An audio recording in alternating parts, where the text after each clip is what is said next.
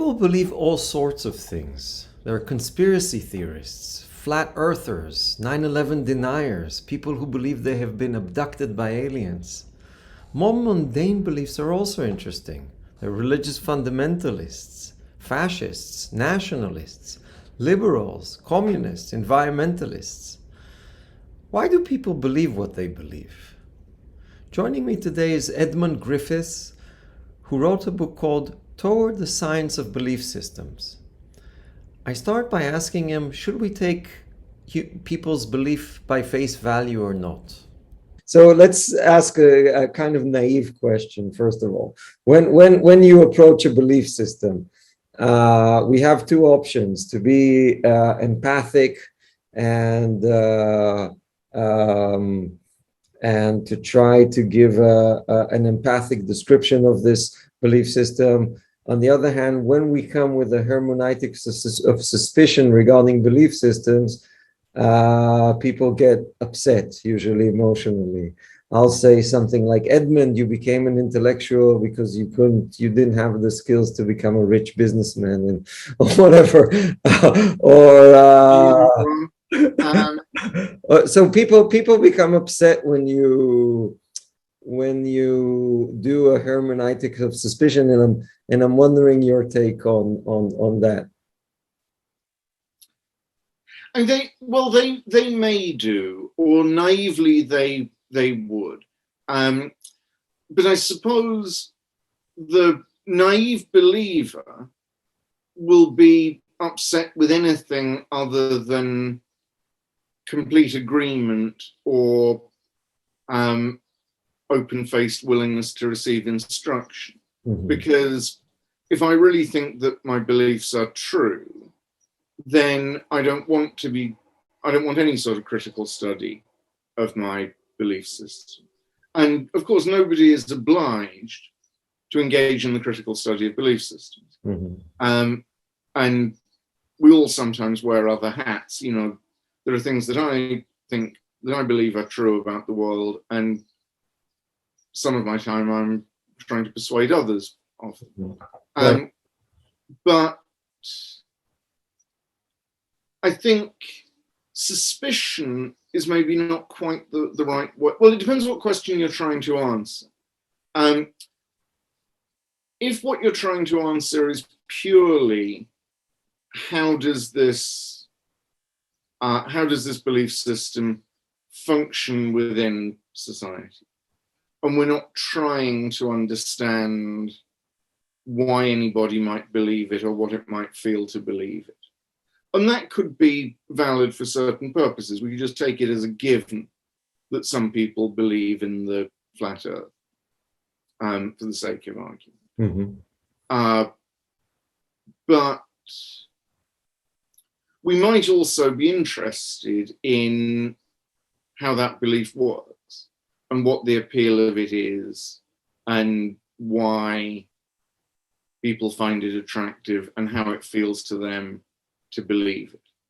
And if we want to do that, then we can't just write it off as a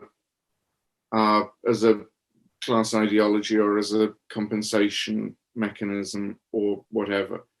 But we have to look at it with some sort of rationally controlled empathy.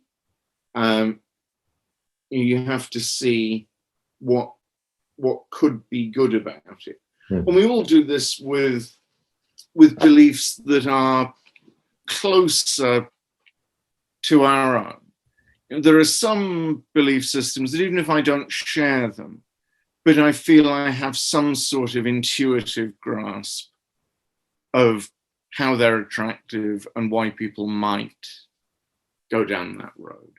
With other things, you might have to work a little bit harder to see what it is. And I mean, I mentioned the example of flat Earth. And in some ways, that's not a good example because the question is confused by people who don't really seriously and literally believe that the Earth is flat. Although there are people who do, but there are also people who say that to get a reaction, or it's a provocation, or whatever it might be. But in itself, it's not an uninteresting belief system, flat Earth. But I suppose part of the appeal of that, since I brought it up, is that it's very radically oppositional. Mm-hmm. Lots of beliefs that, you could believe that President Kennedy was assassinated by the CIA, or that the moon landings were fake. And if you believe those things, well, some people do, but then still a lot of the things that you were taught at school and a lot of the things they tell you over CNN are still true. But if you seriously believe that the Earth is flat, then starting from the globe in the corner of the classroom, everything's a lie. You've got to bin an enormous amount of official knowledge. And I think that's at least part of the attraction of flat Earth. I said this somewhere, flat Earth is nihilism with teeth, because it lets you throw out so much of what's imposed on you. But anyway, that's a bit of a sidetrack. But I think the point of descriptive logic as a method is to get something like empathy for belief systems that we maybe don't find it very easy just naturally to empathize with, or to think, oh yes, I could easily believe that. Right. So, but do you feel, so from a Marxist perspective, just to simplify, a belief system or the ruling ideas, or the ideas that are most prevalent in society, are ideas that legitimize a certain elite, ideas that create the illusion that the status quo is more or less okay. So I still feel like a very strong difference between your more descriptive, empathetic urge, and on the one hand, if there's a Marxist urge is less empathetic, because it views the majority of belief systems around us as upholding and legitimizing a hierarchy that is unjust, does a lot of harm to a lot of people, is fairly arbitrary. So what do we do with that kind of? It's even in your theory, I feel that there are different affects here. On the one hand, we have a person carefully listening, describing, systematizing belief system, like maybe like a naturalist in the 19th century with butterflies. And on the other hand, we have a Marxist who would look at the belief systems as very pernicious. They involve something pretty disturbing. Well, yes, they often do. But there may be a variation on the level of affect, but I don't think there's a fundamental contradiction, because if, as you're suggesting, belief systems are important and can serve to uphold systems of oppression and exploitation that do really serious damage, then I would say that makes it more urgent rather than less, really to understand how they work. Right. And the 19th century naturalist probably doesn't only study innocuous butterflies that look decorative in the garden in summer. But even that study might contribute to a better understanding of the life cycles of insects and help to an understanding of insects that spread plagues or insects that destroy crops and that do serious damage. Now, you could start out saying, well, but I hate these vermin. I don't want to understand them. I don't want to know how their bloody thorax works. Mm-hmm. I just want to bang my fist and say, let's wipe them out. Mm-hmm.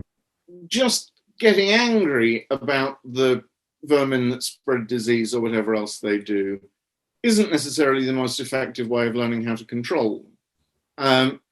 If you want to know how, and I think this is a fairly orthodox Marxist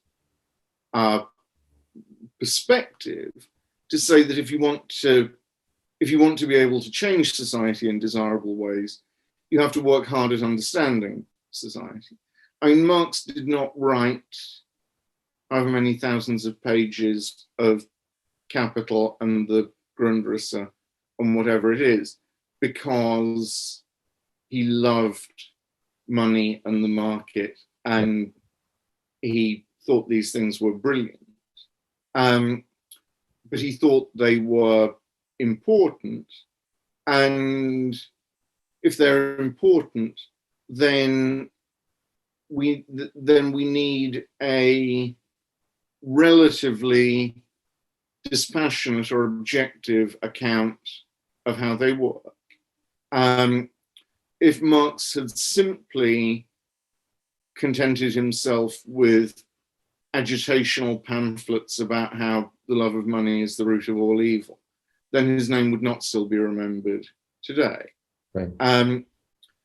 So I think with a different focus, looking at belief systems, but I don't think it's un-Marxist to say let's understand how they work. Mm-hmm. Let's understand what's going on in them. Mm-hmm. If, as it seems to be the case, millions or billions of people see the world very, as it would seem to me, wrongly, they have very confused, or their views of the world are mistaken. Well, why do they? Why are they more interested? Why do they turn for explanations to wherever they do turn? It seems to me that there is like a complex relationship between, of course, experience and belief systems. Sometimes I feel that belief systems are so strong that that people discount their experience for their belief system. For example, a father walks with a child in the streets and they see garbage in the street. Now, one father will say, look at the moral failings of people, they can't pick up garbage. Another father will say, look at the plastic that we're sending to the oceans and what our society is leading. Now, at one point, can experience actually override, I'm wondering, whatever spin we got to articulate that experience, to give it meaning, to give it a narrative? I don't think there's a clear cutoff. I mean, certainly something like that, seeing garbage in the streets, is as you suggest, is compatible with lots of different beliefs. The only thing that it might not be compatible with is a very starry-eyed idea that everything is perfect in society. I can just about imagine somebody who, in the olden days, if you imagine a Western Marxist of decades ago who really thought that the Soviet Union was a kind of utopia, and then they go for their first visit to Moscow and they see garbage lying around in the streets. Well, they might still rationalize it away, but they might, because they're starting with such an elevated idea of what normal life, they might look and think, oh, blimey, you know, that's the same as back home. So you just might, even from something like that, usually it wouldn't be something like that, but I think it would be different for different people in different historical circumstances. It would also depend on whether there was a rival belief system out there that you could switch to, because you won't, and perhaps you almost can't, abandon the belief system that you've got and just switch to nothing. You will keep patching and making what sense you can of the world with the beliefs that you've got, unless you are exposed to something that seems to speak to your experiences better. So I think that's certainly true. But yeah, there can be a lag, you know, a belief system that you've been brought up with can be very powerful. And it's not that it has no relationship to experience, but it might represent mostly experience that is not yours. But yes, it isn't necessarily very easy to break out of it. Right. So we've had, let's phrase it perhaps bluntly, we had like 300 years of bourgeoisie rule over the world, and people really like the Queen, and the Hobbit, and a lot of feudal things,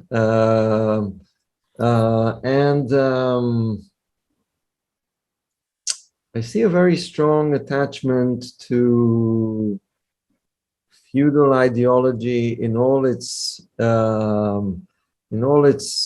innocent and not so innocent manifestations. And I'm wondering whether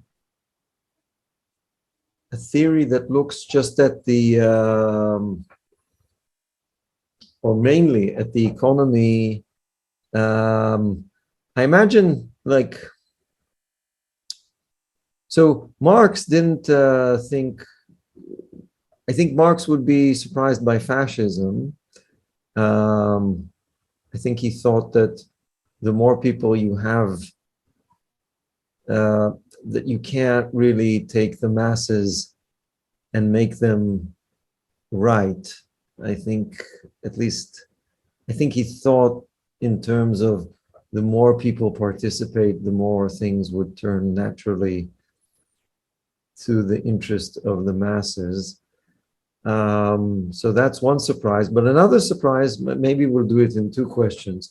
So one surprise, I think, is how tenacious and in the Communist Manifesto, for instance, he talks about, you know, he has this famous line in which the feverish, the piety of the priest, the courage of the knight, or something like that, will all drown in rational calculation. And here we are still watching Game of Thrones and the Queen, and in America, a society with no discernible, with no royalty in its created a new royalty, and people are watching Johnny Depp. So there is a lot of what do you make of this people's need for, I don't know if it's people's need or it's created for them, but of all this residual, let's start with residual feudalism or not so residual feudalism. Yeah, that's a very interesting question, but I wonder whether what's going on is quite the way you're presenting.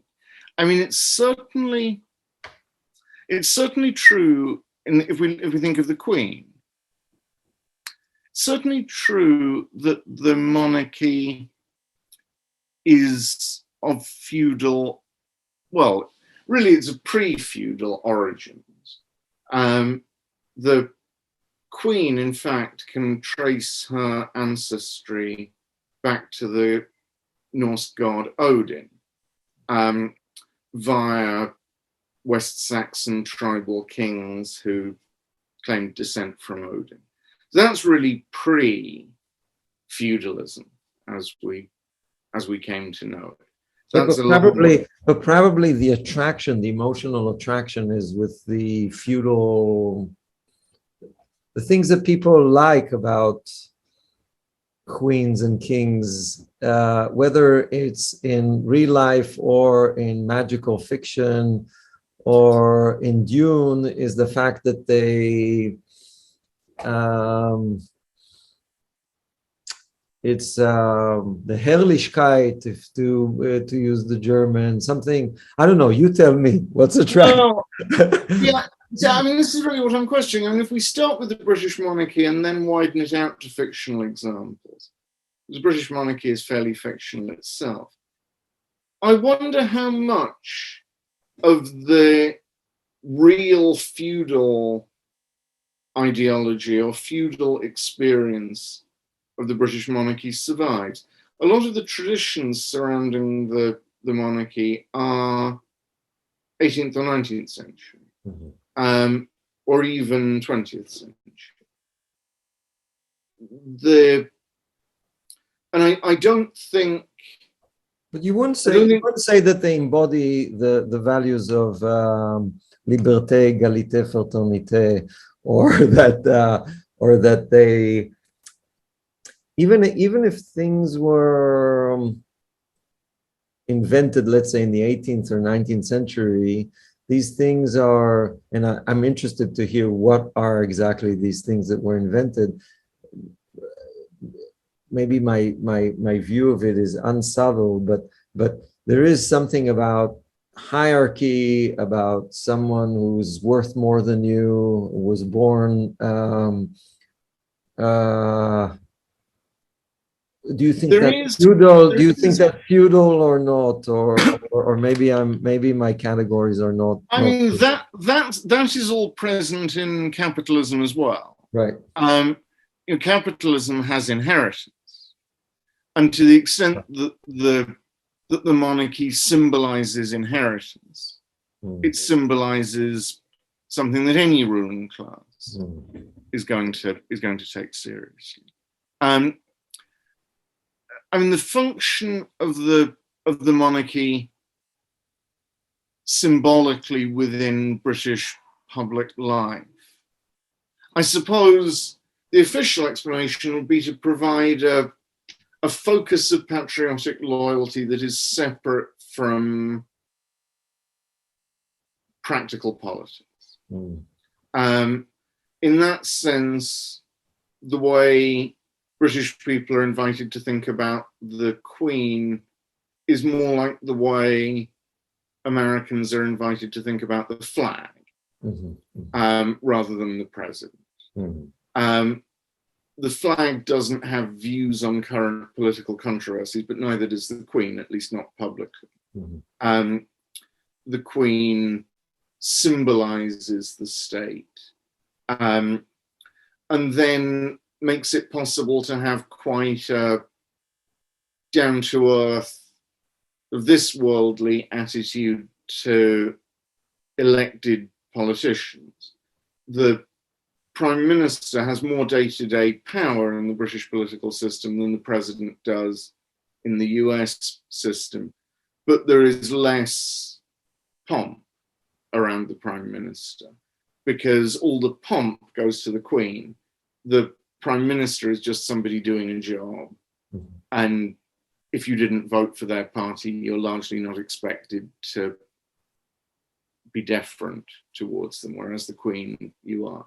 So that's part of what the monarchy is doing, and in that sense, it's an early example, 18th century example of something that is characteristic of the bourgeois state and not of the feudal state, which is a distinction between state and government.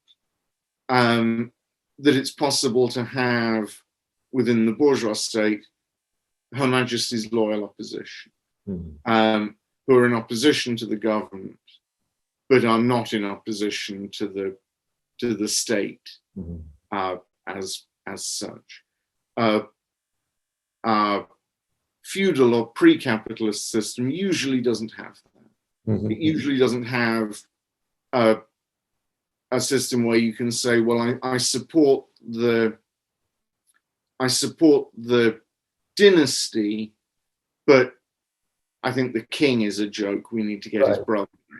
You can't really, there isn't a gap for that in a feudal system. Interesting. Whereas in a bourgeois system, there is. And the Queen is part of how Britain has negotiated that. The Queen symbolizes the state as distinct from the government. So all MPs have to take an oath of allegiance to the Queen, but they certainly don't have to take an oath of allegiance to the Prime Minister, and they can vote him out tomorrow if they decide that they want to. So that's one purely modern bourgeois job that the monarchy is doing. And I think the other way in which people in Britain think about the monarchy, I said people partly think of the Queen the way Americans think of the flag. And I would say the other side of it is that they think of the Queen the way Americans think of reality TV stars. They're not quite like Hollywood stars, because Hollywood stars have a profession, and you see them acting in films. Right. But reality stars or members of the royal family, their only job is to be there, to be photographed, to be written up in the popular press, what they've been doing. And people might have their favorite, I love Prince William, God bless him, but I don't like that Harry, and so on. And that's the way they might think of people in a reality show. And a lot of the way the general public relates to the monarchy. And this provides a certain obstacle to people who want to argue for a republic. That the reaction, I think the reaction that you would get from a lot of people would not be so much outraged patriotism, that they would say, oh, how dare you, how dare you try to bring down our sovereign lady, the Queen. But they would react that you were being a spoilsport, that you're trying to take away a fun show that produces some glamour and some gossip. There's always stories about has the Duke of whatever been having an affair or whatever. There's always gossip, and that's part of, individual bits of gossip might be embarrassing to Buckingham Palace, but the fact that people relate to it in that way, I think, shores it up. And all of that relies on the assumption that this institution is not politically live day to day. If the Queen on paper has a veto power for acts of parliament, after they've been voted through Parliament, they go off to the Queen, and the result comes back and it gets read out in Norman French. Somebody stands up in the House of Lords and says, La Reine le vote, for each act of Parliament, meaning the Queen wills it. But no monarch has in fact vetoed an act of Parliament since the early 18th century. In fact, interestingly, the last monarch to veto an act of Parliament, which was Queen Anne, was also the last monarch to publicly cure scrofula by touching the afflicted person. So the legislative and the magical power lasted as long as each other and faded out at the same time. That was the end of the way the feudal period had thought about the monarchy. But if people thought there was any realistic chance that the Queen would veto an act of Parliament, then you couldn't think of her quite like a reality star, and you couldn't think of her just as a non-partisan symbol, because she would then be an actor in the day-to-day political process. So this functioning of the monarchy all relies on it being neutralized. I mean, there are various reserve powers of the crown, but they're exercised by the Prime Minister, which gives the British Prime Minister all sorts of odd powers that many heads of government in capitalist states don't have, like appointing bishops of the state church and things like that, because that would have been a power of the Queen. But all of this is only possible if the monarchy is no longer a force in day-to-day politics. I don't think those attitudes to the monarchy would be possible in countries where the monarchy is still really politically live. I don't know, but I doubt that people in Saudi Arabia think of their monarchy as a kind of gossipy reality show the way people in Britain think of the monarchy. But don't you think it's ultimately incompatible, like from a naive perspective? I know that I'm not English. So from a naive perspective, Marxist perspective, once you have a ruling bourgeoisie, you're supposed to create a culture which is a bourgeois culture. And so you're telling me that bourgeois culture is consistent with royalty or with monarchy, or but in a sense, like naively at least, I see like different values that the bourgeois have. They believe in mobility, merit, go get them. So that there is a whole So even if it's not like politically effectuous, doesn't do anything politically, it's a culture of that does not embody, or at least naively from my perspective, and I have other examples in other countries, that there is a tension between classical bourgeois values and royalty in terms of culture. It doesn't have to be politically effectuous, but the minute that you look up to a person who was born, who is from a royal family, I think you're betraying bourgeois Enlightenment values, not to speak of socialist values. That may be true. I mean, in the British case, there is a specific history behind it. And of course, the bourgeois revolution in England, at least, happened really before the Enlightenment, and certainly not under the banner of the Enlightenment.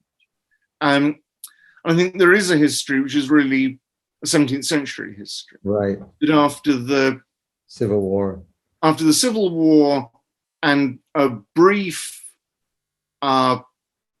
Republican period, largely under Cromwell, the monarchy is restored, and then you get another phase with the so-called Glorious Revolution of 1688, where the king was booted out and the stadtholder of the Netherlands was invited to come over and become King William III on a sort of limited contractual basis.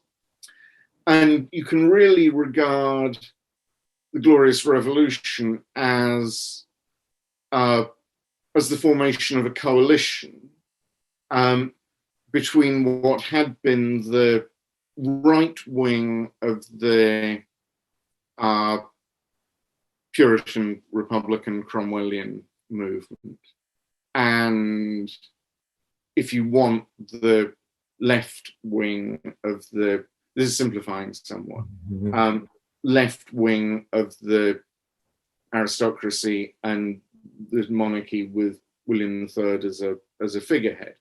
And the way that then develops is as a class coalition. So there is not, there's always a tendency in Britain, and I think among Marxists in other countries, but certainly among Marxists in Britain, there's a strong tendency to take France as the typical country and think that the way things developed in France is the model. And if they were different here or in another country, then you need to explain the difference. Right. And in those terms, we would explain it by saying that the bourgeois revolution happened earlier in England, not just chronologically, but earlier in the development of English society than the French Revolution did in the development of French society. And so it ended up with a long-term coalition between the aristocracy and the bourgeoisie, where a lot of the role that in France or in some other countries would have been played by bourgeois intelligentsia. Robespierre was a lawyer, small town lawyer, classic bourgeois intellectual. That role was played by the landowning class, by the aristocracy. And as a result of that, you get something which is still largely true in England, that the ruling class, although it's now pretty much a purely capitalist ruling class, it still affects the style of a landed aristocracy. So if you make a lot of money, however you made it, then the natural thing to do in England is to buy a stately home in the country and start dressing like an old landowner in Wellington boots and get some dogs and learn to dabble in some farming and trudge around in the countryside. And it's quite true, people who made their money as rock musicians, if they can afford to adopt the style of landed gentlemen, right, they'd be much less likely to in France. In France, they'd be more likely to want to move to a smart area of Paris and live a urban, prosperous, bourgeois lifestyle. So that's the sort of classic British Marxist presentation of how Britain got to be the way it is, or how England got to be the way it is. And I think there's quite a lot of truth to that. And the monarchy ends up as a symbol of that coalition or that process. Probably in other European monarchies, the details are different, but there might be analogous things going on. But I think it does still, the aristocracy through the House of Lords retained some political power well into the 20th century, much more than the monarchy did. But the development of the monarchy as part of the bourgeois system relies on the monarchy being politically powerless. And where I think that would connect with Game of Thrones or with the Lord of the Rings, or the fantasy feudalism that you mentioned, which is an interesting phenomenon. But I would let me use this as an analogy. In medieval European art and literature, you keep coming across the pre-Christian mythology of the Greeks and especially the Romans. You keep hearing about Venus and Jupiter and whatever it is, Mars, symbols of the gods. Does that mean that in Europe, in the ages of faith, there was a great appetite for a reversion to classical Roman paganism? I would suggest it doesn't. It suggests that there was so little possibility of that it wasn't a threat, and so it was possible to play with those symbols as a fantasy.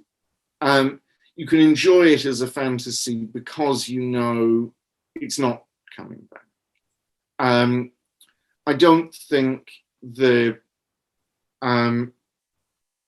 Christian martyrs who were being persecuted in the 2nd century in the Roman Empire enjoyed the symbolism of Roman religion in the way that Christians 1,000 years later did in Europe. Because when it was a live enemy, it wasn't fun to play with. I suspect that that things like Game of Thrones would not be as much fun in parts of the world where feudalism is still really is still really a political force. But it's something that you can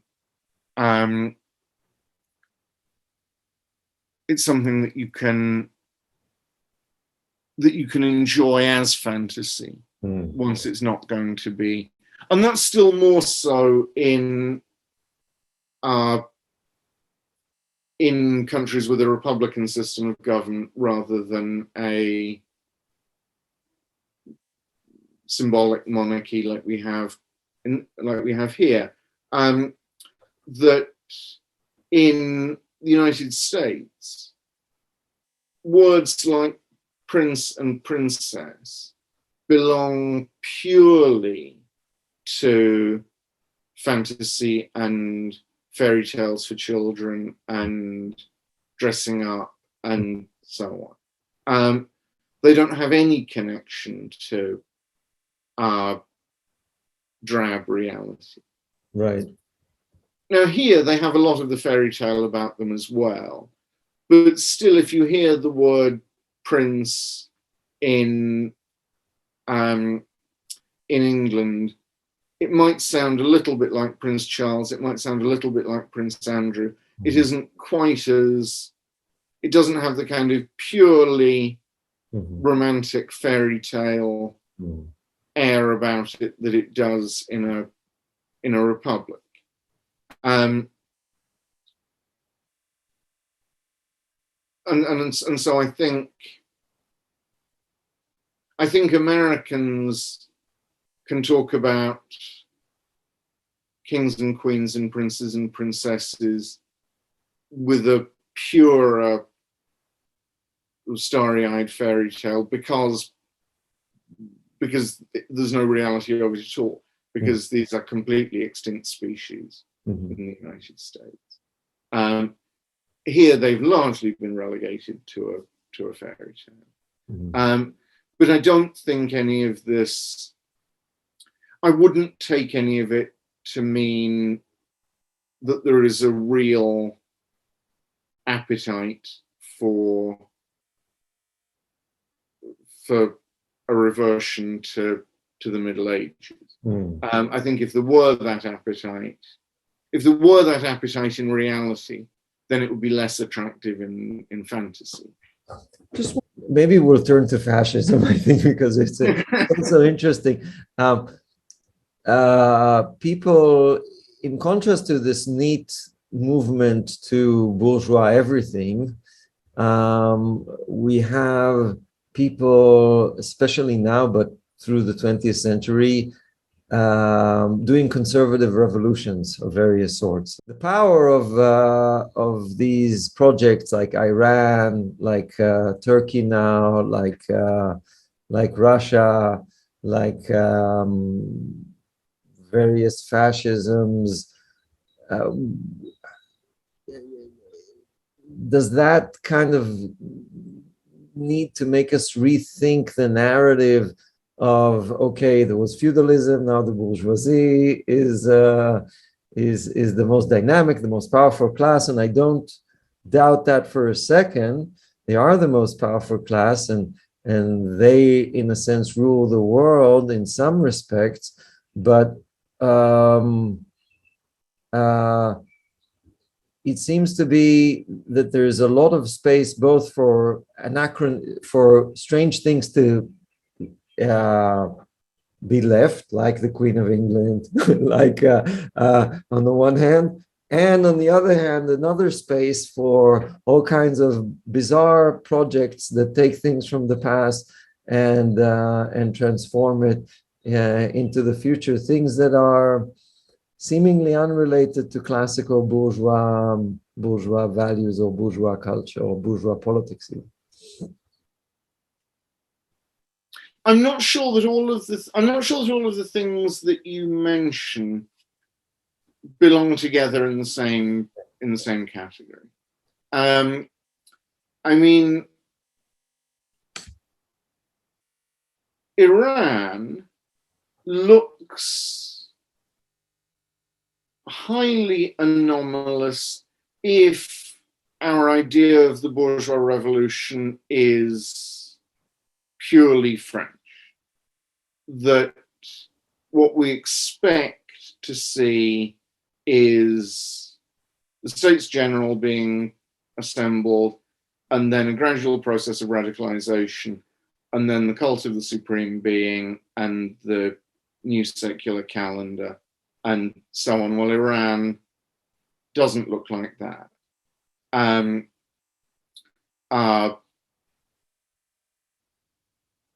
But maybe already if our model includes the experience of 17th century England and the Puritan Revolution of the 1640s, 50s, then it surprises us less to see a religious dynamic.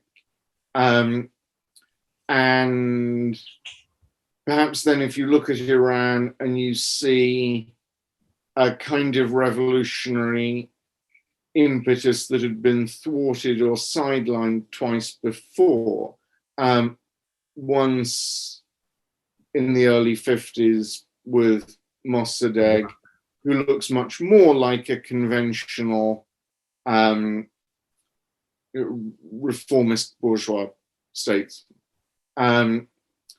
And the other being, in the early 20th century, the constitutional revolution, getting the parliament, and ultimately with the downfall of the Qajar dynasty, And that almost ended up with a kind of Kemalist.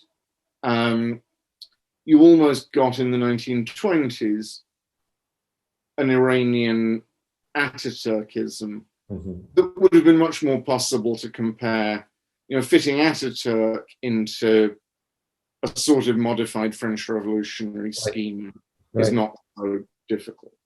But in fact, in Iran, for whatever reasons, Reza Khan, as he then was, decided to establish himself as a new imperial dynasty rather than being their Ataturk. So there was an element of modernization, but it was within the terms of the old system, changing from a clapped out old dynasty to a new lively dynasty headed by a soldier. And then the reformist movement around Mossadegh is defeated or thwarted. So then the revolutionary impetus or the drive towards some kind of bourgeois revolution that would be anti-feudal against the existing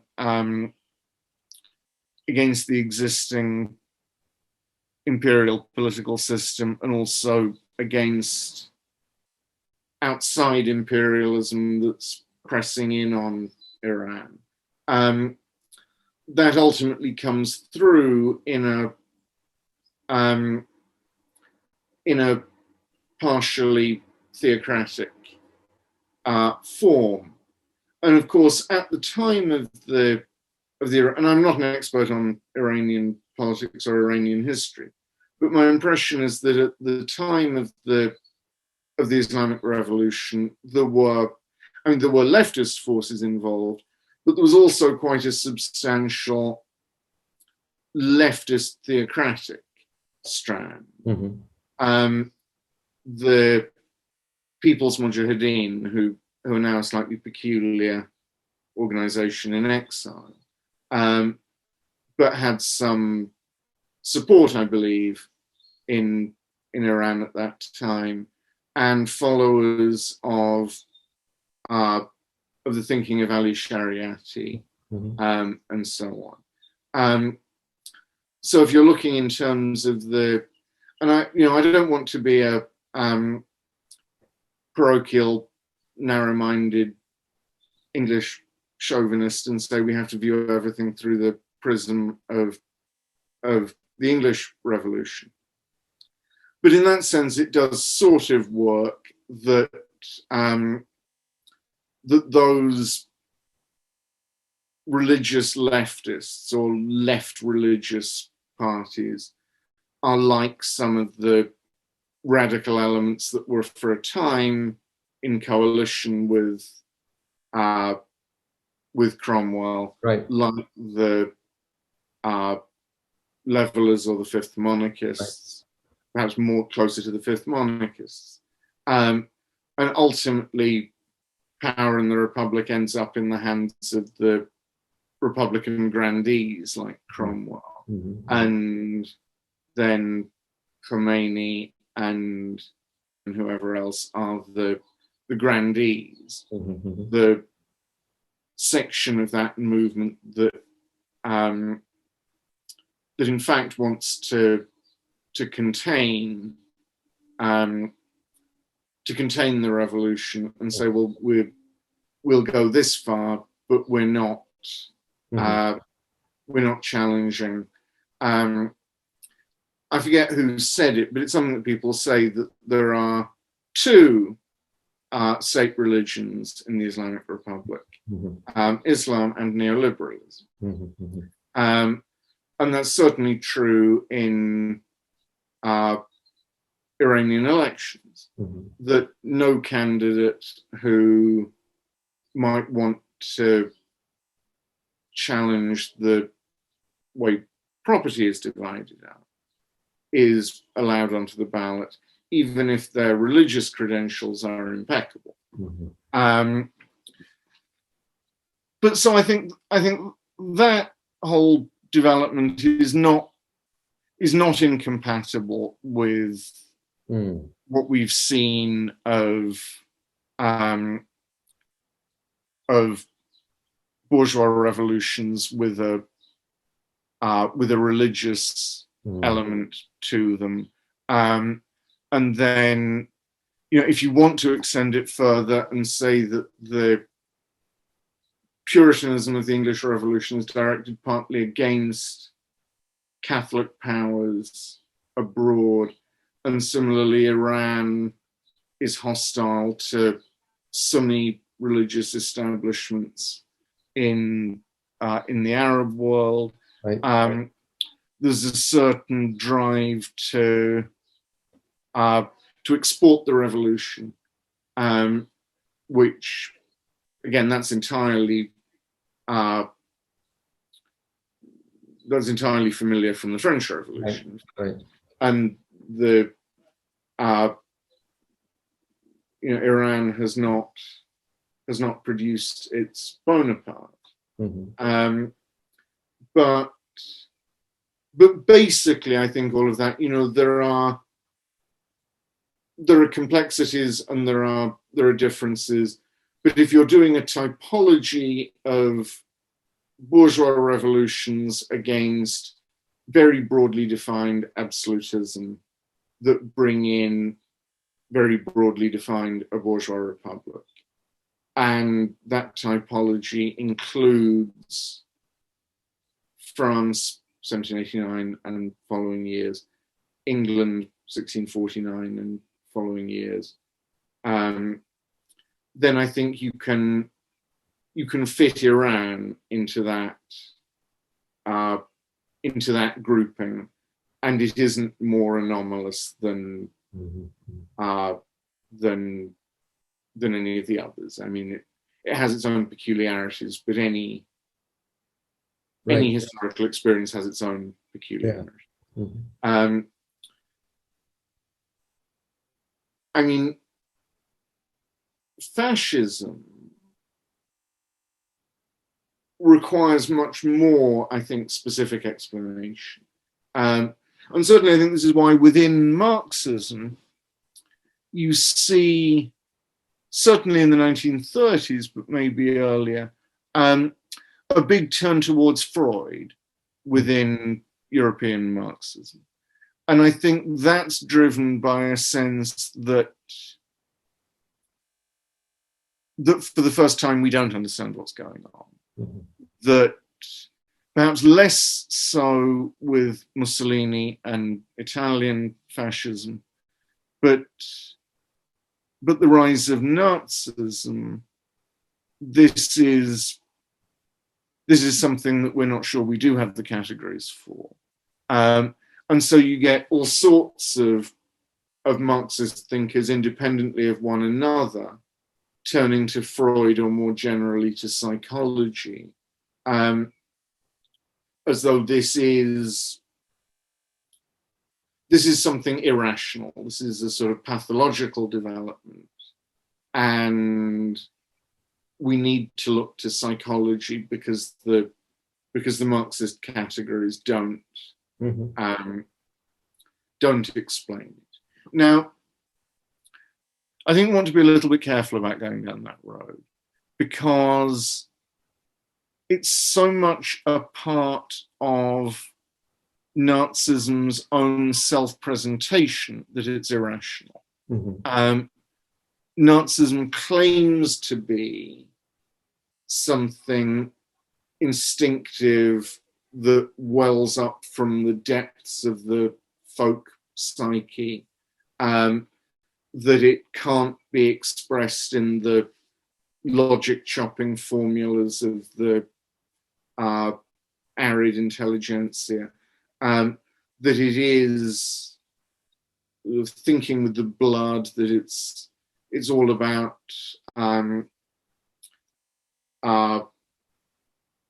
emotion and grand spectacle and torchlit parades and the Germanic heart doing whatever the Germanic heart does. Well, I don't think we want to take that at face value, particularly. It's a fact about Nazism that it sought to present it, that it was irrationalist, that it claimed to be something mythic and emotive. But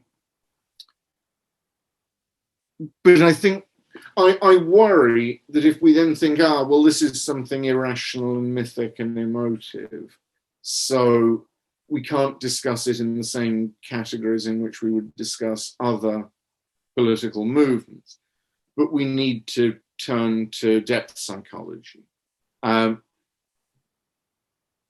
worry that that's too much accepting it at face value, that it's taking it at its own estimation as being something profound and instinctive and mythical.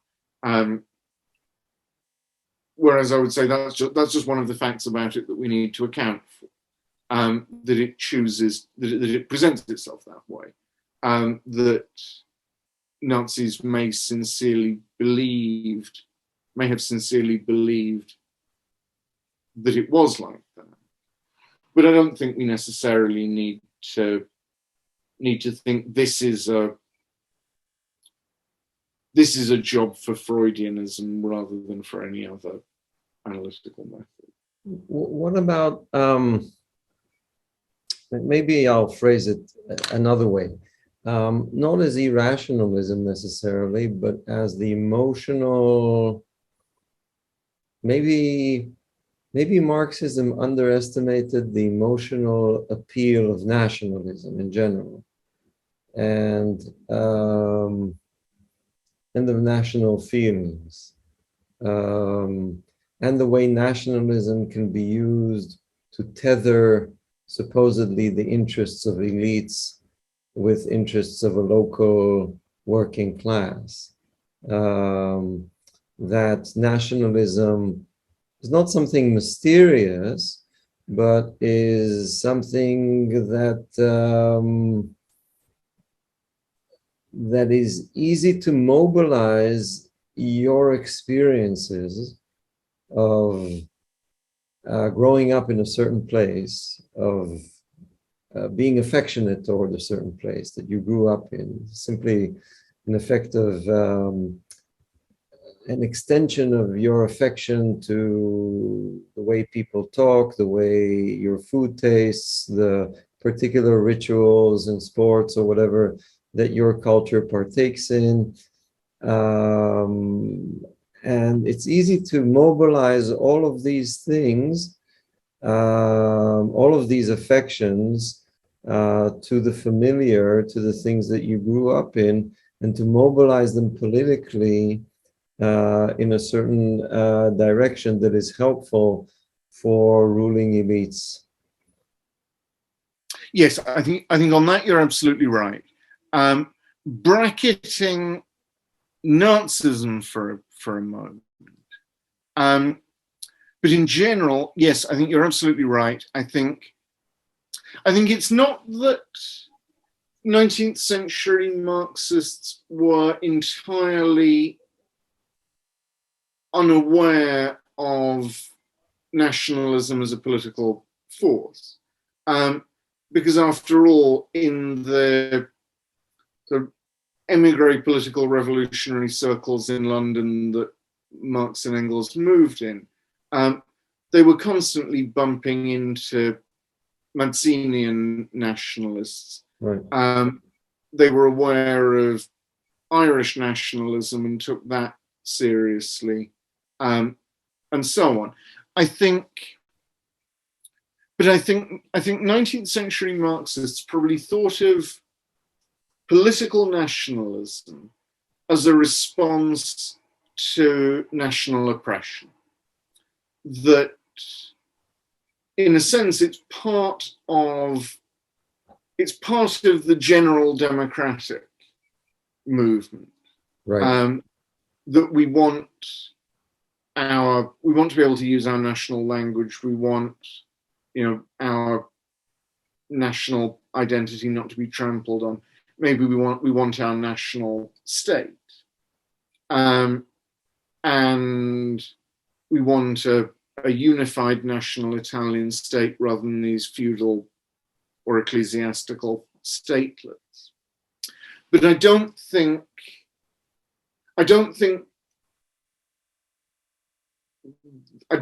much consideration was given to nationalism. I think the tacit assumption, and this is not just among Marxists, but really the very broadly defined spectrum of the left in 19th century Europe, from liberals to all kinds of socialists, all of whom might be inclined, all other things being equal, to be sympathetic to the national aspirations of Italy, sympathetic usually to the national aspirations of Ireland or Poland.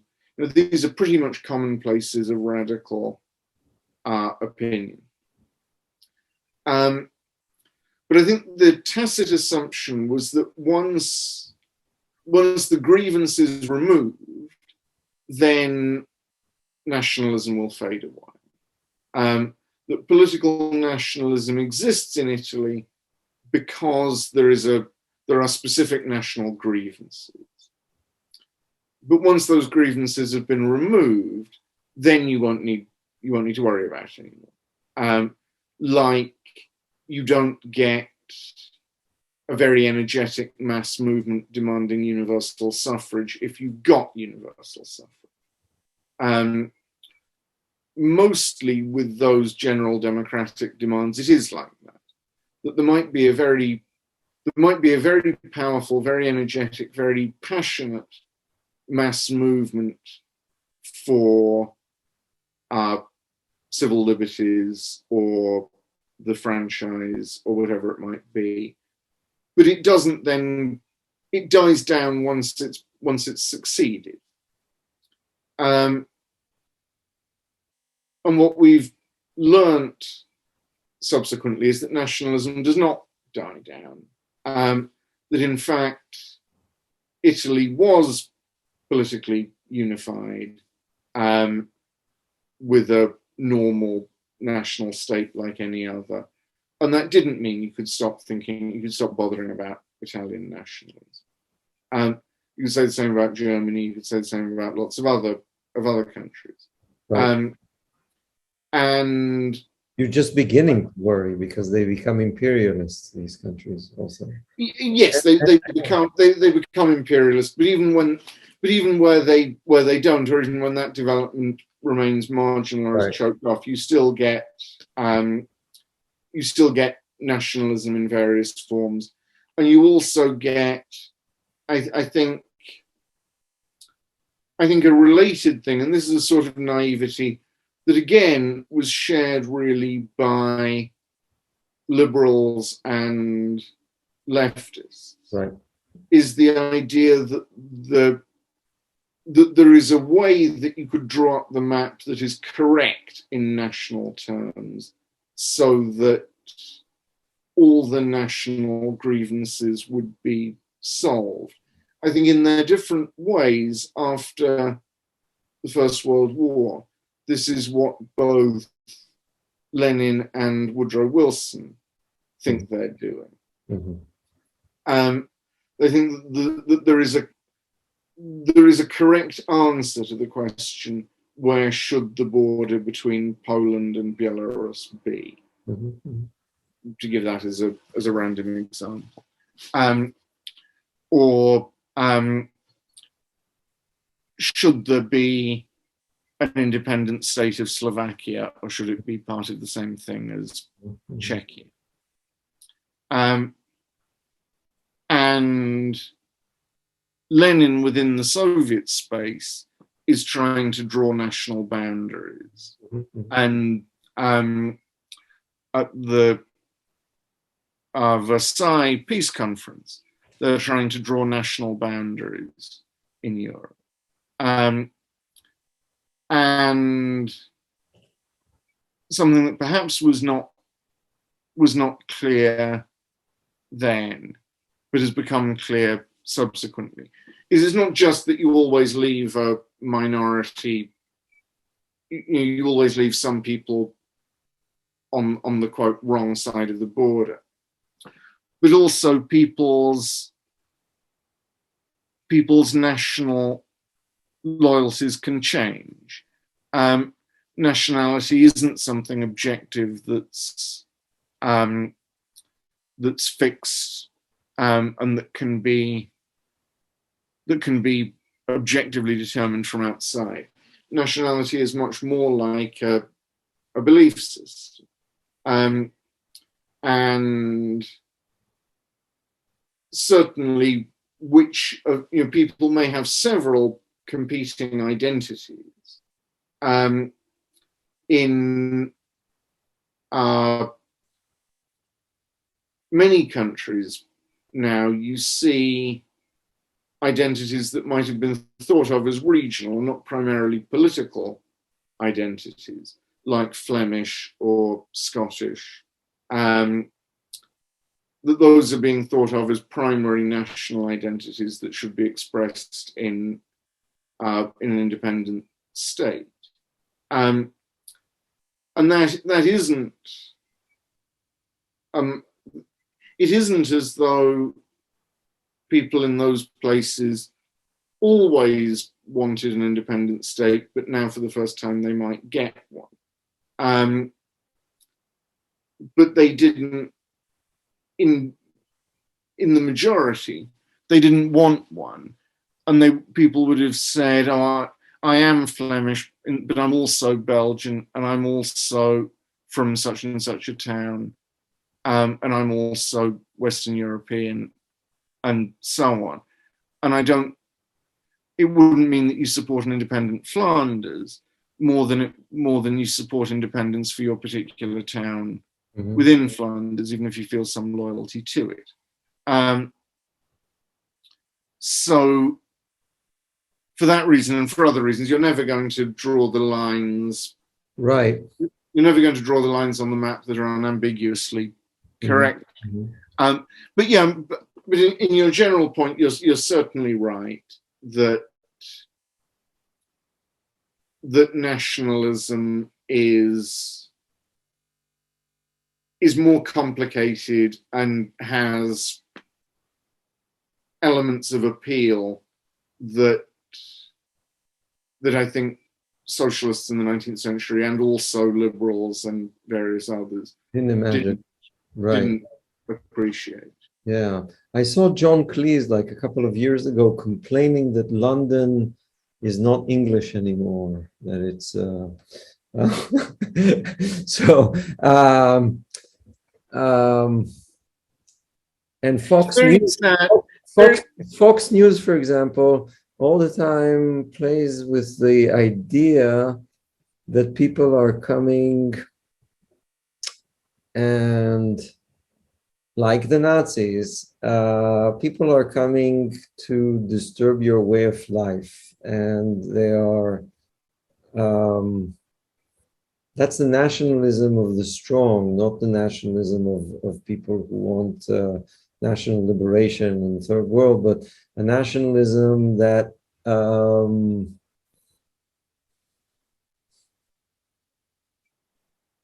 the appeal to, of course, there is a kind of misdirection of capitalism that we usually answer that. We tell them, look, your reality is changing because of capitalism. Your society is being destabilized or whatever because of capitalism. But in many European countries, it's there is an appeal of saying that there's an appeal among voters, 40% or 30% in France right now, to saying essentially that your society and your way of life is being destabilized by others and by people who don't share your way of life. And this has immense emotional appeal. Yeah, I don't know if that's a question or more a lament. Well, no, you're quite right. I suppose all I would point out with that is that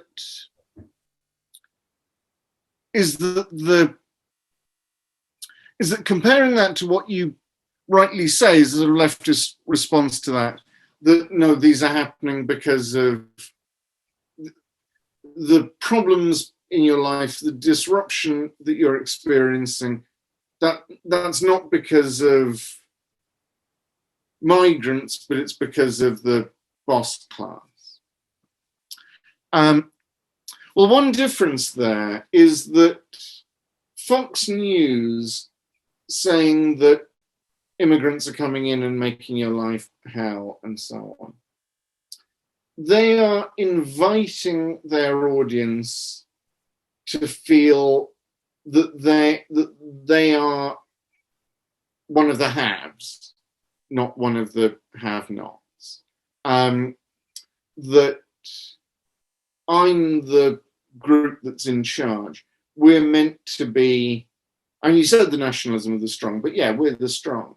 And it's these people below me who are coming and undermining. And maybe to people who are used to feeling that way, it's not very comfortable to be told you're not. You're not part of the ruling class. Actually, you're being pushed about from people who are way above you, and who look down at you the way you think you look down at the Polish family who moved in up the street. Right. I want to hear your answer. I had this conversation. I went to the conference on historical materialism, and I went into a cab with a very intelligent cab driver, and as is in England, people talk. So I was surprised by the sophistication of the political discussion. In any case, and I asked him at one point, what does he think of Brexit? And he tells me, I know that, but he told me, yeah, I was for Brexit. And I asked him why he was for Brexit. He told me, I have friends, and I must say, he said, I have friends who do renovation, a lot of friends who do renovation. And with the influx of Polish workers coming into the UK, their salary has went down. It's a competition, and they're being hurt by that. And it's just an aside. I don't know if it's totally connected to belief systems, but obviously it's nice for the ruling class to have competing working classes, especially a working class that doesn't know the language, that doesn't feel empowered to organize, that it would take a whole generation for them to feel that they are part of the place and that they can demand anything. And obviously people like me in the professional classes don't feel that pressure, because they're not going to they're not competing with me necessarily or with you, but they are competing with maybe the working class. On the other hand, it's outrageous to tell people that that only goods can move around and people can't move around. I'm wondering what's your take on that? I dislike both sides of the debate. In the US, the liberals who pretend that it's just racism among the working class, maybe also racism, but there might be some real interest there. And the people who say that you shouldn't enter. And I think it's an interesting point, because it is one of the major points of contention in contemporary Europe, let's say, or in America. Yes, I mean that's right, and certainly, I think we don't want to go along uncritically with middle-class liberal positions. I look at all these working-class racists. I mean, there is some right. There is some racism among the working. Right. But still, I think the way to have the argument, and it would be easier to have the argument if the working class movement hadn't been so hollowed out, if trade unions were stronger. But the way to present the argument is that as between any two groups of workers, the making a separate bargain with the boss, we'll do slightly better than he does,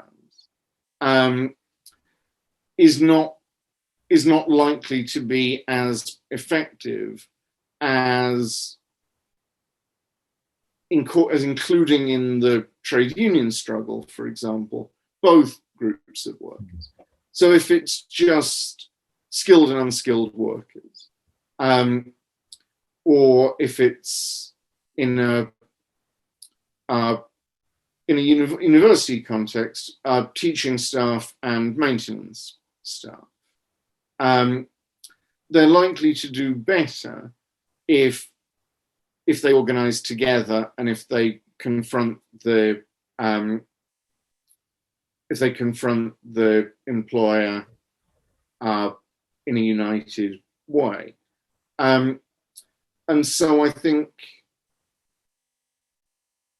the demand should not be if the demand is keep that guy out because he'll work for less. Yes. Then that is the demand. I mean, that demand is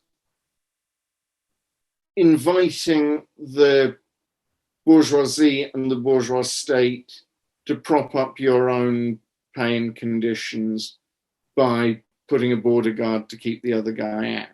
Right. Well, and it won't prop them up to a high level.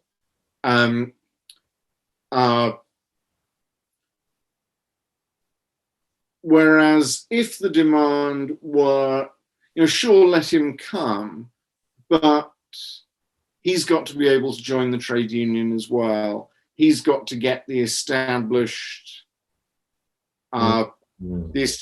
rates that we work for in this industry, in this country. And this would require a stronger trade union movement that could enforce national pay bargaining. Right. But if you establish that in the construction industry, the rates for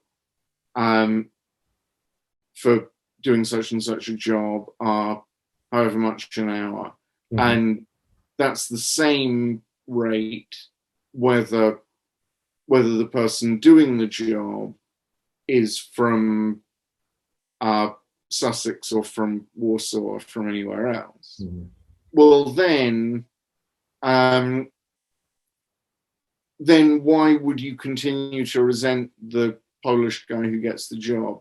He's not undercutting your rates. But if he's working for less, then you resent him in the way workers always resented blackleg, or somebody who will work at a lower rate and drag the pay down for the whole industry. And it then, national and chauvinistic ideas get bound up in it. But I think there is a way of having that argument as an argument that says what is in fact the truth, that the British worker and the Polish worker basically have the same interests as against the as against the employer. Right. Now, there might be individual times where it looks as though they don't have quite the same interests, but that's true as well between any two workers. You could always have any worker who would say, well, yeah, but pay him less and pay me a bit more, whoever the he is. There could always be individual workers or groups of workers who would think, well, I can do better separating myself from the trade union movement, or I am in competition, or, my interests are, I'm a skilled man, my interests are different from the interests of the unskilled worker. Right. And it doesn't just happen that people form a view of their interests that incorporates the workers in general against the bosses in general.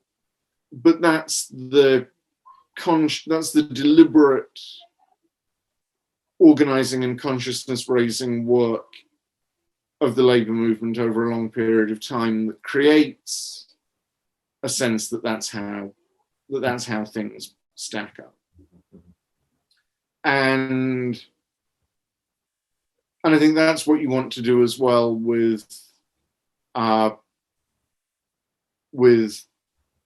migrant workers.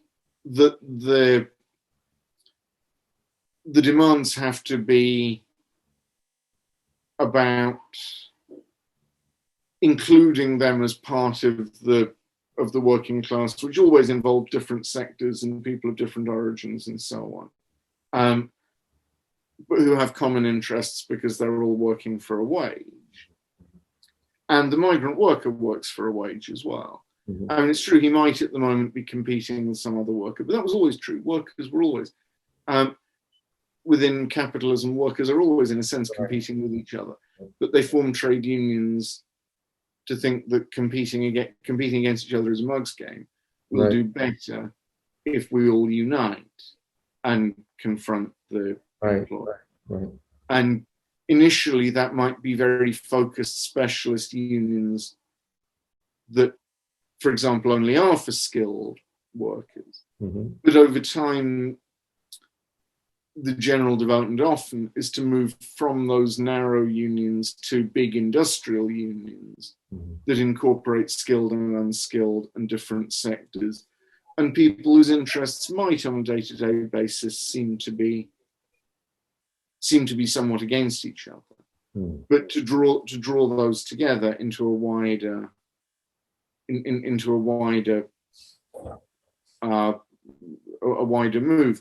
Well, I think that's the answer that's the way to have the argument about migrant workers as well, it seems to me. Right. Thank you. That's I wanted to move on to another issue, and that is how the environmental crisis will affect belief systems. There was a broad narrative of human progress shared by a lot of ideologies, including liberalism, socialism, even fascism, a Promethean view of human beings as we still have that a bit, maybe Elon Musk tells us that we can live on the moon, on Mars, and we have still a bit of this imagery, but I think increasingly nobody takes it seriously. There is the mood is much more dark regarding the abilities of human beings to create a world which is even good for them, much less for the environment. So the environmental crisis kind of is difficult for all previous ideologies, let's call it. It's not good for like previous classical ideologies that are like, it's not good for monotheism that told us that the earth is ours, that we can do whatever we want with them. It's not good for liberalism that told us that if we have markets and and a small state or whatever, we will all progress infinitely and grow infinitely. It's not good for socialism, which, though some people have this metabolic rift, I don't really think that's serious. I think that the main pathos of socialism or communism was a kind of, at least in its 20th century guise, was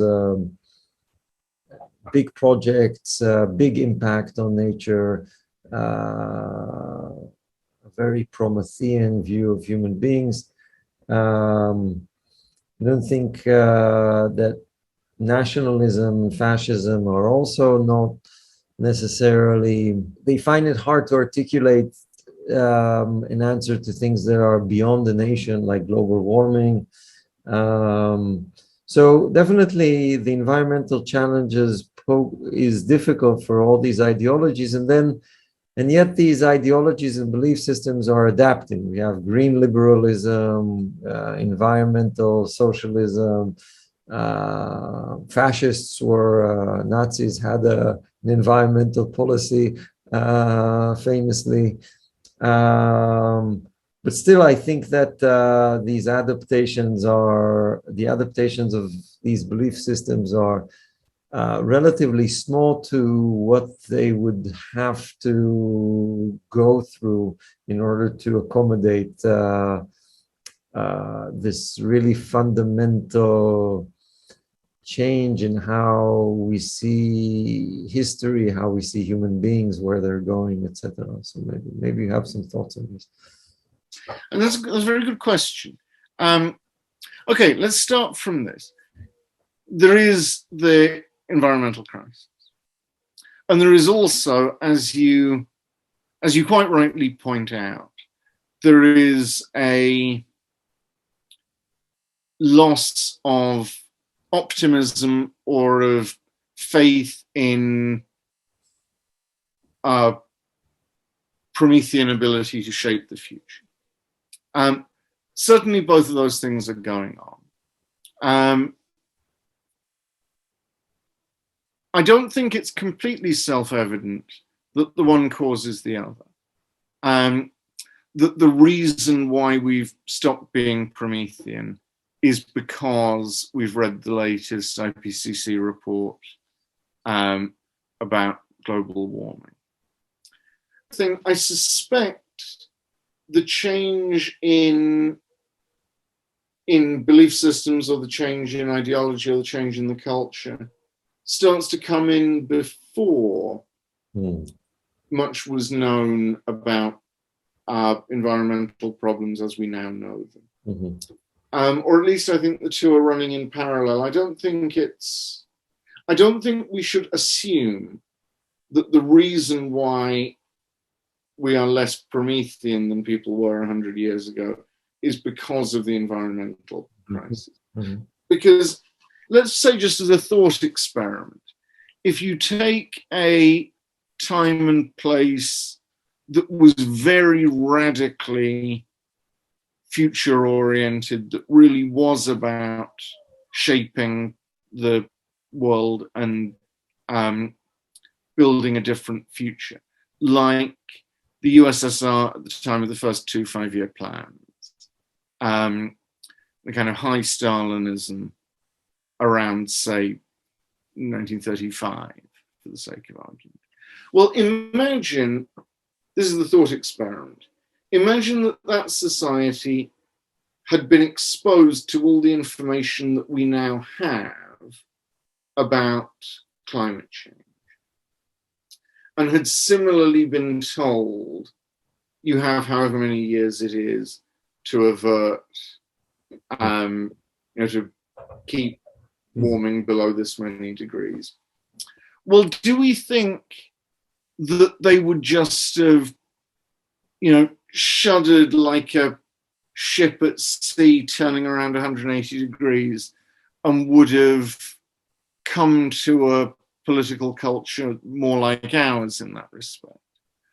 Or do we imagine that they would have wheeled out a new 5-year plan, and there would have been placards everywhere, posters in the slightly degenerate post-constructivist style that they did then about forward to net zero, collective farm comrades, reduce your use of pesticides.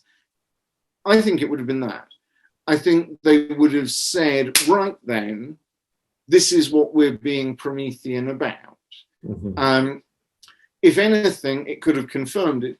They could have said, we always said that we could change nature, that we could shape the natural world. And now it turns out we actually are doing. Okay, the first time we did it accidentally, and it's producing consequences that we don't want. But we now know that our activities are powerful enough. We know that human activity is powerful enough that we can change the climate, that we can bring about a new geological epoch. But is the one that we're drifting unplanned into bringing about the one that we want? No, it's not. So we need to use our planning, we need to do whatever. I think they'd have responded like that. And maybe they would really have got to net zero, maybe they wouldn't. Maybe it would have, but I mean, we're not either. But, you know, I'm not saying that the Stalinist political system would have solved the problem more effectively. No. Than the political. You're saying that it wouldn't have diminished the Promethean confidence in human abilities and confidence, etc. Exactly. I'm saying that the new facts would have been incorporated into the culture and the rhetoric that they already had. And I think that would have been true. I mean, I give the example of the Soviet Union or of the Stalinist Soviet Union because that's a very extreme case of a society where the official rhetoric is all about tearing up the old stuff and creating a new world. But I think in general, I think if Victorian Britain had been exposed to modern knowledge about climate change, then similarly, great industrialists in Manchester would have thought, right, this is the thing we're going to make our next fortune out of. That's what Elon Musk does now. Exactly. And it would have fitted within the culture and within the outlook that they had. I think the loss of optimism is probably rooted much more in the sort of everyday life experiences that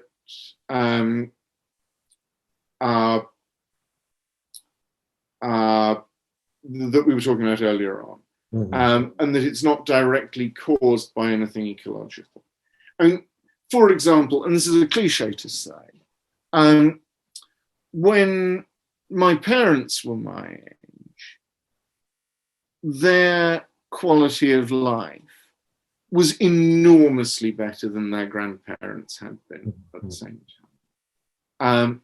Not that they were necessarily happy with everything, but they could see that within their own memories, there had been an enormous improvement. Right.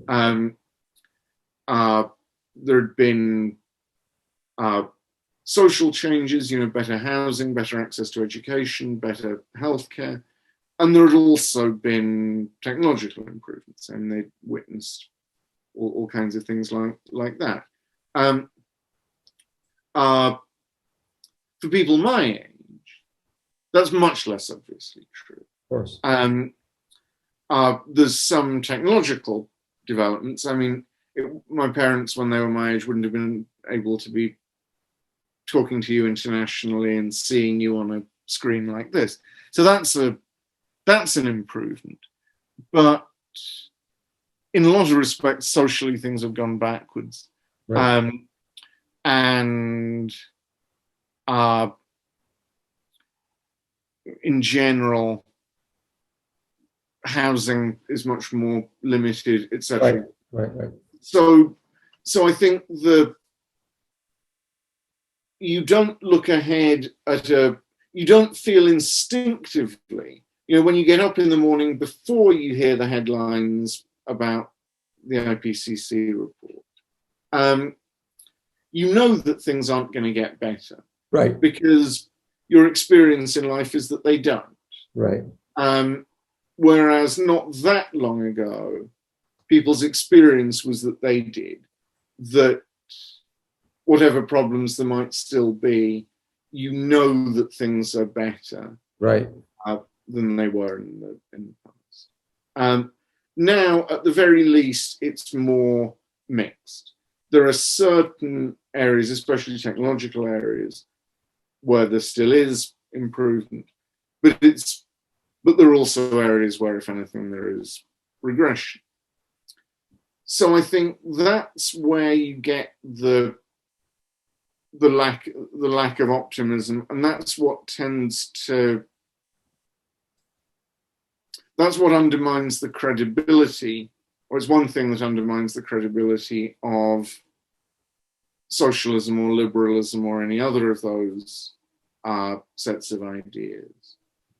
And if anything, I think that rather than being a sort of helpful adaptation to the climate crisis, if anything, I think that makes it harder to come up with meaningful response, because it means we're not going to roll our sleeves up the way the Stalinists would have, but we're more likely to think, well, of course things get worse. Of course we're on the downhill slope now. Yeah, that's interesting. We'll finish with a bit of maybe more personal questions. How did you become interested in belief systems? I mean, I suppose I've always been interested in them in a way, because you see people around you and you think, how the hell do you believe that? Right. But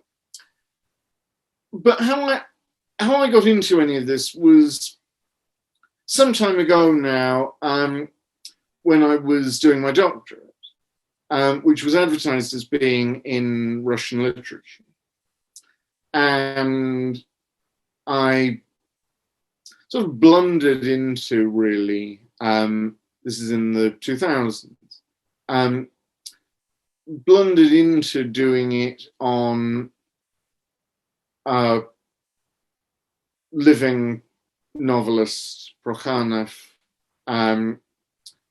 who is also a newspaper editor and political commentator and so on. And when I first read one of his novels, which I read, this was before I knew I was going to work on him, but there was a... When did he write? Sorry. He's still alive. Okay. His best work is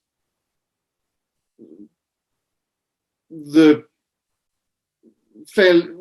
post-Soviet period.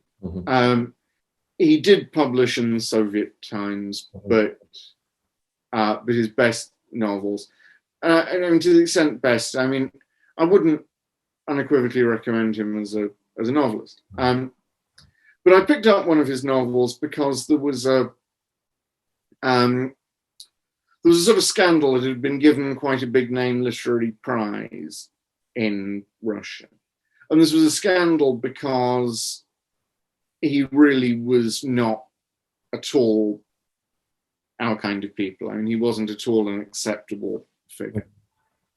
So I thought, well, I'll read the novel and see what the Fascism is about. So it was a novel, sort of conspiracy thriller novel, dramatizing the rise of Putin to power. This is when Putin had just come to power. The novel is called, I don't think it's been translated, for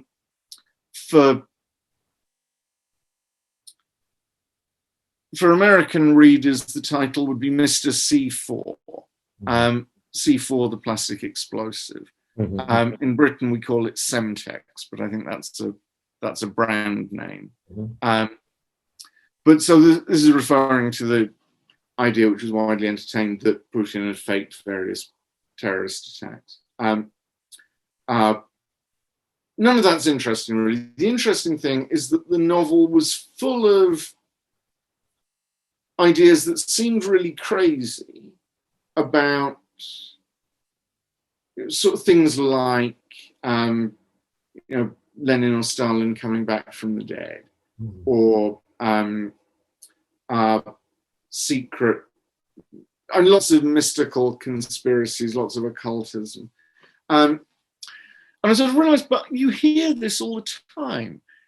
And it sort of made it fall into place that I'd heard in Russia a lot of these ideas and not quite known what to make of any of them.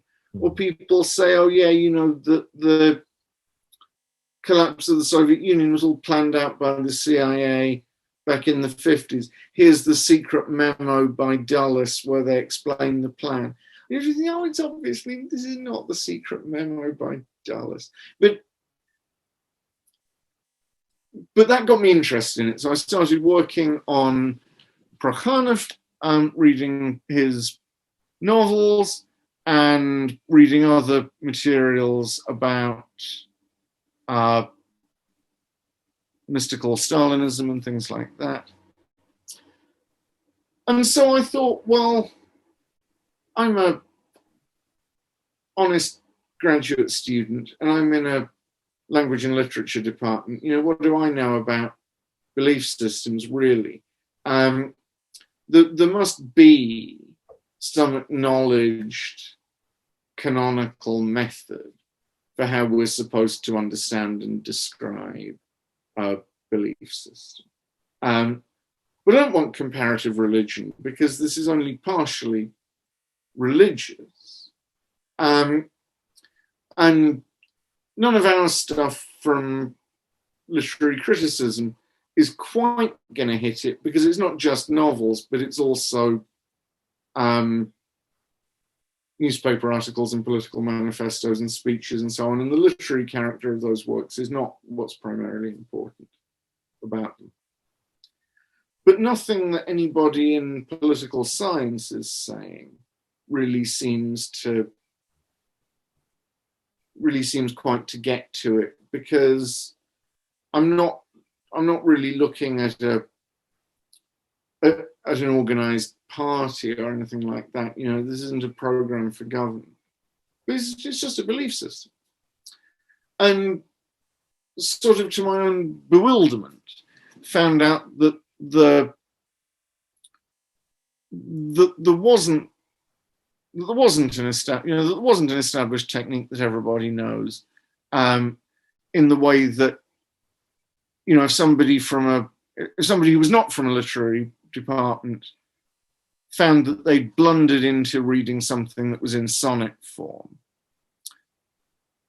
then they could knock on the door of the modern languages or English literature, and anybody would point them towards how you understand sonnets and the tradition of the sonnet and how it works and so on.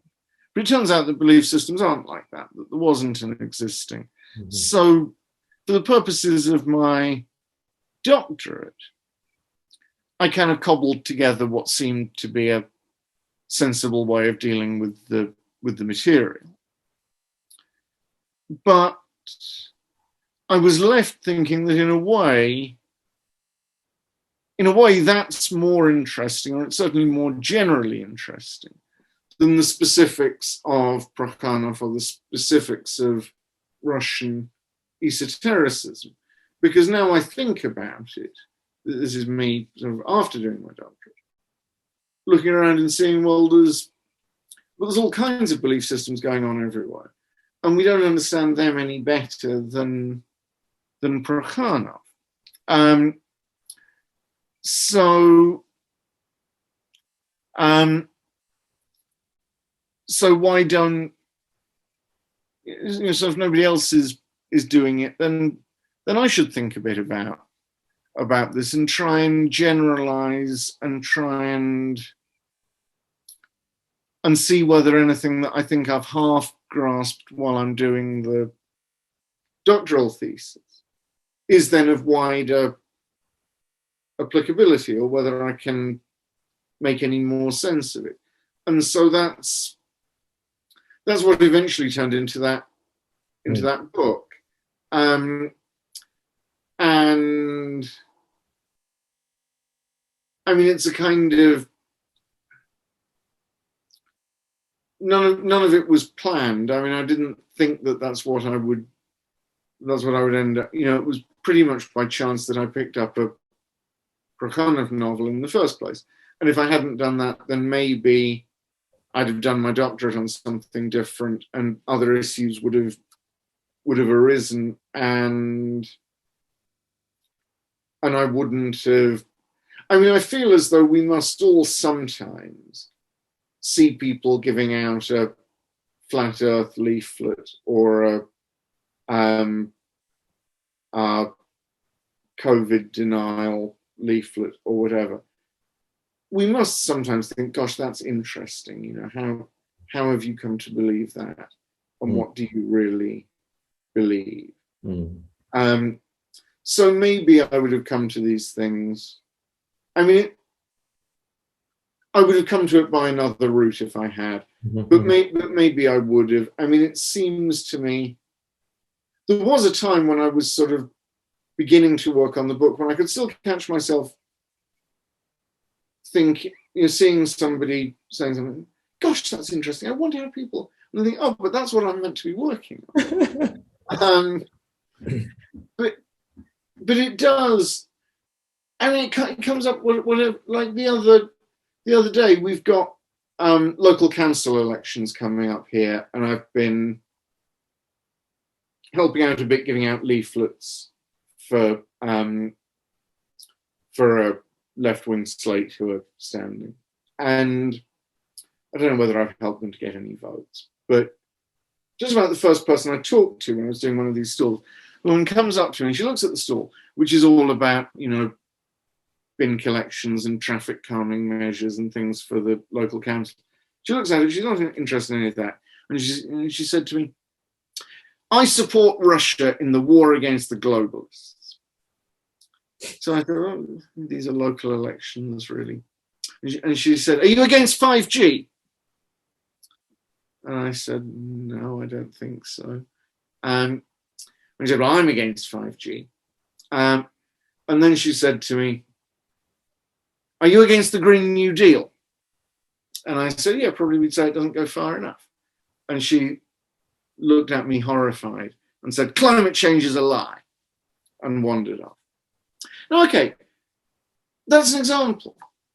She's got a belief system. And if you'd never thought about it, you might think she's nuts or her beliefs are irrational. There's no logic to the things that she believes. But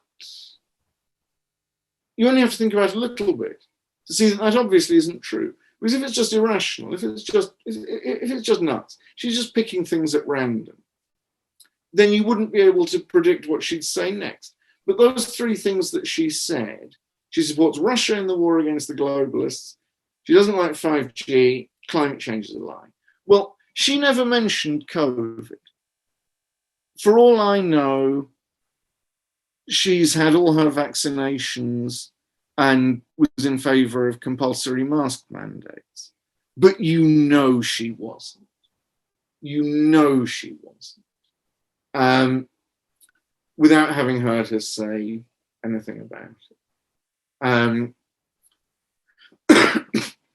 And what that shows is that there is a logic, that you can guess you can fill in the next term in the sequence. Well, if you can fill in the next term in the sequence, you've in some way got what's going on. You've guessed part of the logic. And that's interesting, that that she says these things that seem on the surface wild, but it must make sense internally. There is a, so I think that I would, whether I'd have the time or the opportunity to write a book about it or whatever, but that I think you would just be interested in. You would want to know what's going on. Right. No, for me, it's interesting for many, many years.